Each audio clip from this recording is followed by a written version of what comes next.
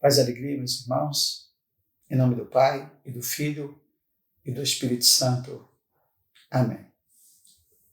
Consagremos esse nosso momento ao Espírito Santo, que Ele nos conduza por seus caminhos, que nos guie com sua sabedoria à vida plena de Jesus, que crie em todos nós um coração puro e humilde, e que Ele possa nos conduzir por seus caminhos em todos os momentos da nossa vida. Que assim seja. Amém. Muito bem, meus irmãos, eu quero iniciar esse vídeo dizendo para você que, pelo fato de nós possuirmos dois estilos de vidas paralelos, ou seja, em cada um de nós existe um velho e um novo homem. Por isso que nós podemos influenciar o mundo ou nós seremos influenciados por ele. Isso não vai depender somente da nossa vontade, mas sim da comunhão que nós tivermos com Deus ou com o mundo. E por isso Deus quer que nós sejamos pessoas maduras, pessoas perfeitas, tanto homens quanto mulheres preparados para toda a boa obra, para que possamos influenciar as pessoas ao reino de Deus. Daí também a importância desses vídeos para crescermos e adquirirmos assim uma maior maturidade cristã e sabermos tomar a decisão correta, a decisão certa. Então, por isso, hoje nós veremos a nota da igreja professada pelo credo, que é a santidade, ou seja, creio na Santa Igreja Católica. Mas antes de tratarmos sobre este 9º artigo, eu quero esclarecer a você o que é a igreja. Bem, na verdade, meus irmãos, a igreja ela é, por desejo de Deus, o próprio corpo de Cristo. Foi Deus quem quis a igreja como o seu corpo místico, ou seja, o seu corpo misterioso. Esse corpo constituído como meio escolhido para salvar a todos, para salvar toda a humanidade. Deus criou a todos como uma família, mas nós sabemos muito bem que o pecado ele nos dispersou seus filhos. E agora, Deus reúne toda a humanidade novamente pela igreja, que, como eu falei, que é o próprio corpo de Jesus. Jesus, o Filho de Deus que nos foi enviado pelo Pai. E é nesse contexto que sobressai toda a realidade e a importância da igreja, ou seja, a família de Deus. E é isso que nós veremos nos próximos 4 vídeos, daqui para frente. Mas, ao iniciarmos esse artigo, eu quero começar com o parágrafo de número 823 do Catecismo da Igreja Católica, onde o Catecismo ele cita o número 39 da Lumen Gentium do Concílio Vaticano II. Diz a Igreja é, aos olhos da fé, indefectivelmente santa. De fato, Cristo, Filho de Deus, que com o Pai e o Espírito Santo é proclamado o único santo, amou a igreja como sua esposa. Por ela se entregou com o fim de santificar. Então, perceba que é o próprio catecismo que atesta a santidade da igreja. Agora, infelizmente, em nossos dias, é comum ouvirmos de certas pessoas que a igreja é pecadora. Esse pensamento ele é errado. É um pensamento falacioso. A igreja ela é verdadeiramente santa e imaculada. Mas os seus membros, eu e você, é que somos pecadores. Alguns, às vezes, confundem os pecados dos filhos da igreja como se fossem os pecados da igreja. Está errado. A igreja é santa. Mas por que ela é santa? Ela é santa, em primeiro lugar, porque ela é divina. Ela é divina porque Cristo é a sua cabeça. E o Espírito Santo é a alma da igreja. A igreja, ela é o corpo de Cristo. E ela é santificada por Ele mesmo. E por Ele e nele, a igreja torna-se santificante. O seu único fundador, meus irmãos, que é Jesus Cristo, Ele é santo. É Ele que é a fonte de toda a santidade. Ele é o único santo. Como acabamos de ver no parágrafo de número 823. Todos os nossos santos, eles chegaram à santidade porque eles participaram da santidade da igreja. É por isso que a igreja nos propõe como modelos a imitarmos esses santos. Esses santos, eles sempre foram a fonte de renovação da igreja nas horas mais difíceis.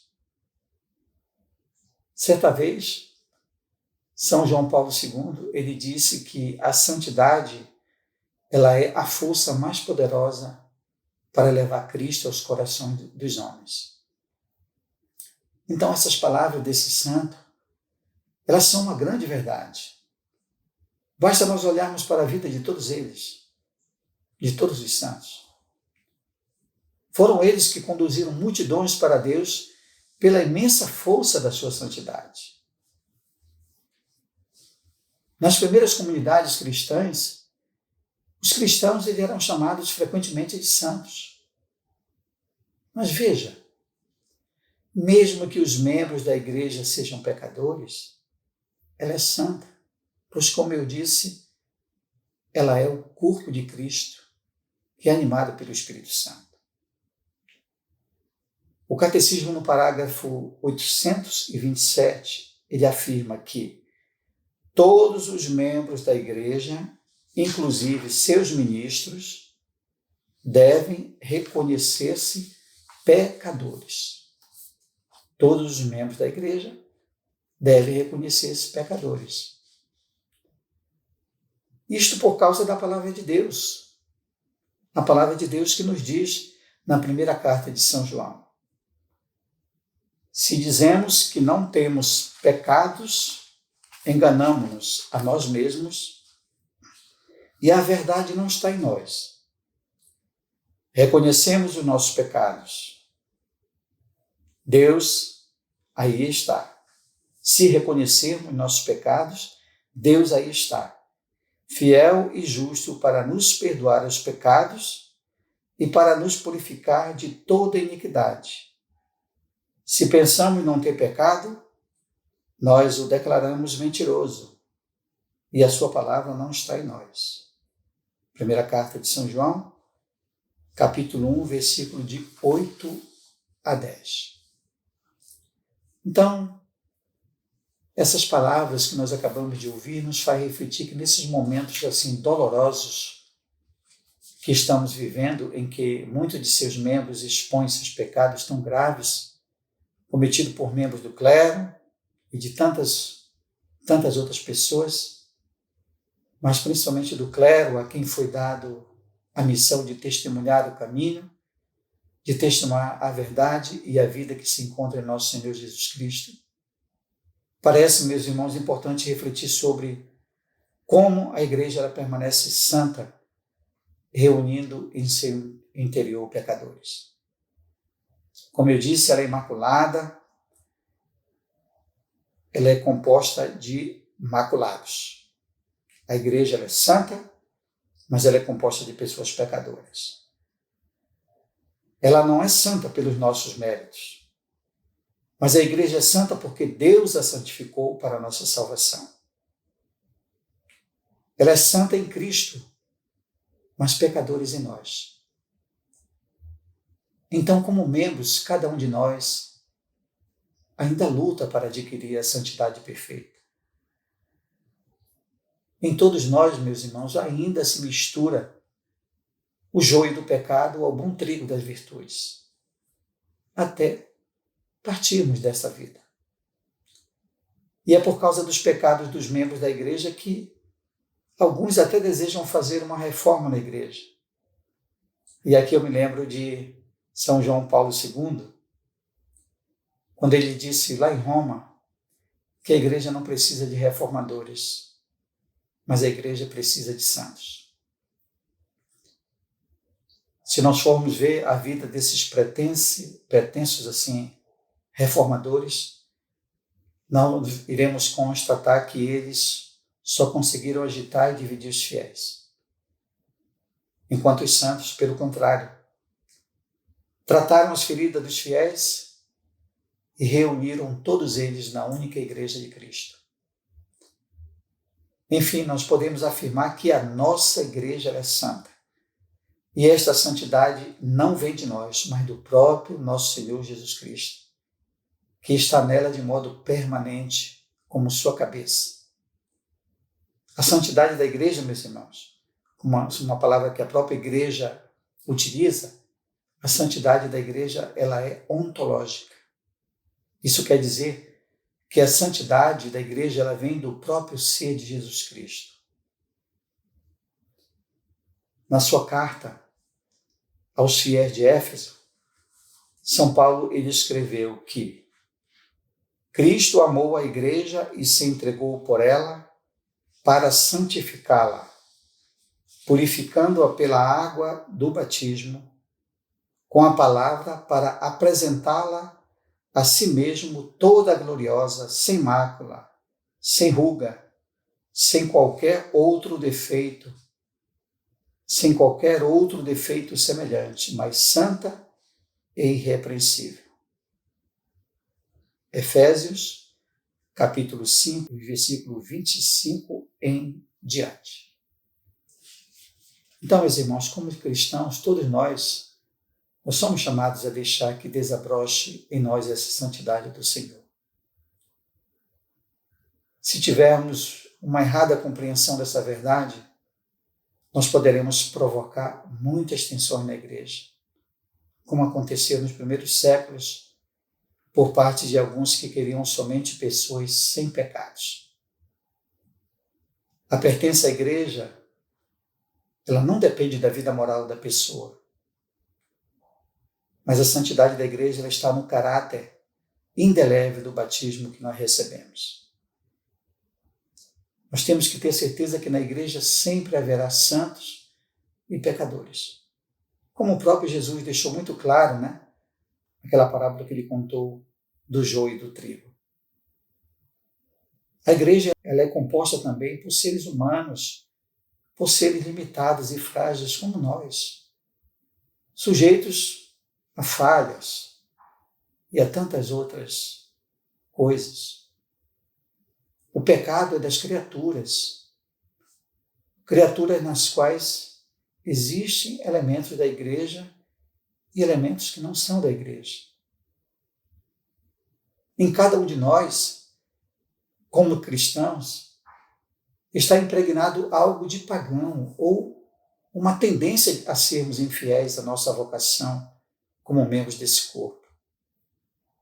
E é por causa das nossas fraquezas como membros da igreja que o pecado existe na igreja. Escute bem o que eu estou dizendo, entenda bem. Existe na igreja, mas não podemos dizer que eles são da igreja. O pecado que existe em cada membro da igreja, como eu já disse, não pertence à igreja. Por natureza, a igreja ela é sem mancha, ela é imaculada, pois foi Jesus que a purificou com seu próprio sangue. O agente do pecado, ele nunca poderá ser a igreja, já que ela é uma instituição. Mas as pessoas, meus irmãos, como seus membros.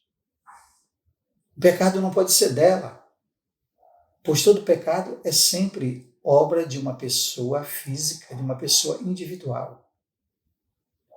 A igreja, ela carrega os pecados de seus filhos, mas não são dela propriamente dito. O que temos é uma igreja santa de membros pecadores. Nossos pecados, meus irmãos, por serem pessoais, é certo que prejudicam a saúde de todo o corpo. Basta olharmos principalmente para o momento em que estamos vivendo para percebermos o espírito mundano que move muitos dentro da igreja, que trazem para o seu interior uma tendência assim liberal, uma tendência relativista, que esfacela cada vez mais e dilui a doutrina da fé que Jesus nos deixou e que a igreja nos ensina. Quando Jesus ele fundou a igreja, ele sabia muito bem que nela haveria pecadores como Judas. Tanto é que ele comparou a sua igreja àquela rede que apanha peixes maus e bons, ao joio que também está no meio do trigo. E aquela festa de casamento, onde há convidados sem a veste nupcial. Então a igreja, meus irmãos, ela foi instituída por Jesus Cristo. Ela foi instituída para que nela e por ela nós possamos chegar à perfeita santidade. O Catecismo ensina aqui no parágrafo 776 que a igreja é o sacramento universal da salvação da humanidade. Isso mostra muito bem a importância da igreja para a nossa santificação. Ou seja, é o mesmo que dizer que Deus construiu a igreja para levar a santidade a todos. Quem se afasta da igreja acaba se afastando da salvação e também da santificação. Porque sem a igreja não vai existir o sacerdote que consagra o corpo e o sangue de Cristo. Nós não teremos a confissão que perdoa os pecados. Nós não teremos o sacramento da crisma que nos prepara para o bom combate da fé. Nós não teremos também a unção dos enfermos que cura o nosso corpo e também a nossa alma. E esse sacramento também que perdoa nossos pecados e tranquiliza o nosso espírito. E naquele último instante, acaba nos tornando serenos assim diante da morte, sem medo. Portanto, a igreja, meus irmãos, ela é santa. Ela é santa pelos meios de santificação que ela tem e que ela nos oferece.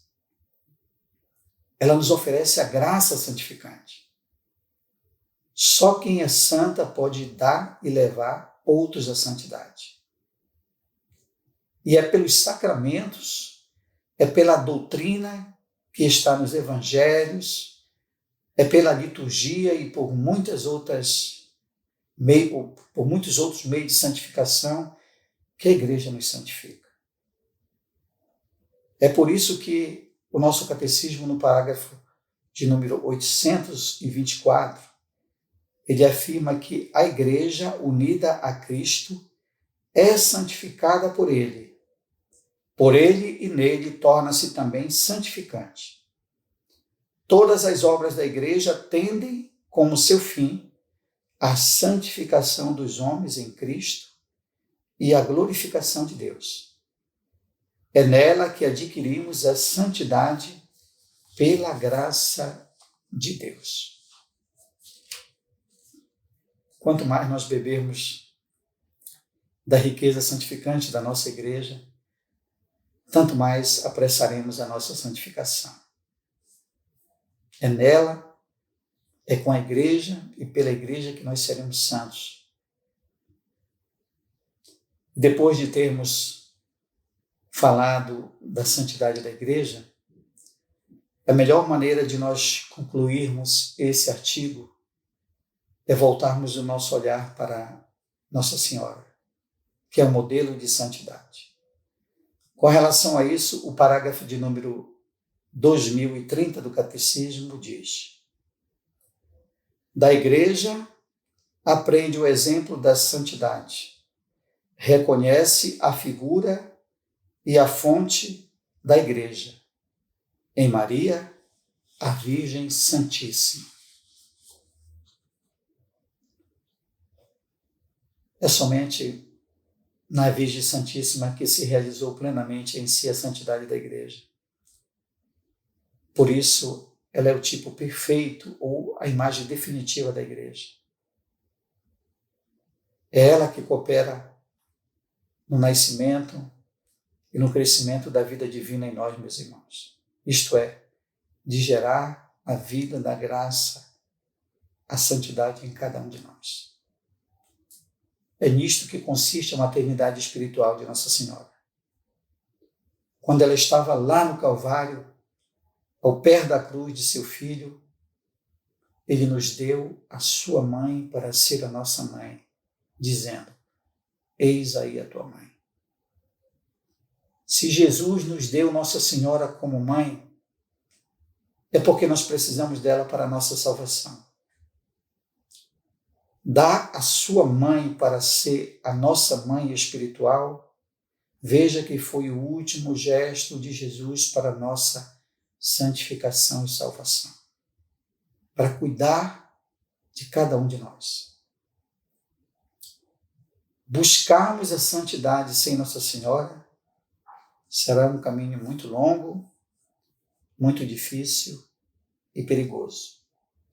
E mesmo assim, ainda correremos o risco de desistir da caminhada.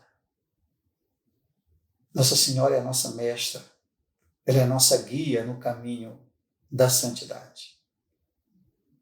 Não só pelo modelo perfeito que ela é, a ser imitada por cada um de nós, mas também pela ação poderosa que desenvolve em nossa alma pela sua maternidade e intercessão. Foi para cumprir a missão de mãe de Deus, mãe da igreja e nossa mãe, que ela foi enriquecida por Deus com todas as graças e de modo especial, meus irmãos, com a graça de nunca conhecer o pecado. Ela foi concebida lá no seio de sua mãe, Santa Ana, sem a culpa original. Somente Nossa Senhora foi preservada de toda a mancha do pecado original desde o primeiro instante de seu nascimento. Portanto, Jesus ele deixou a cada um dos seus discípulos como herança preciosa a sua própria mãe. Todos nós somos convidados a reconhecer a importância da presença dela na vida da igreja e na nossa existência pessoal. Então vamos confiar a ela para que nos guie os nossos passos nos caminhos da santidade. Ficamos por aqui. Eu aguardo você no próximo vídeo. Deus te abençoe. O Pai e o Filho e o Espírito Santo. Amém.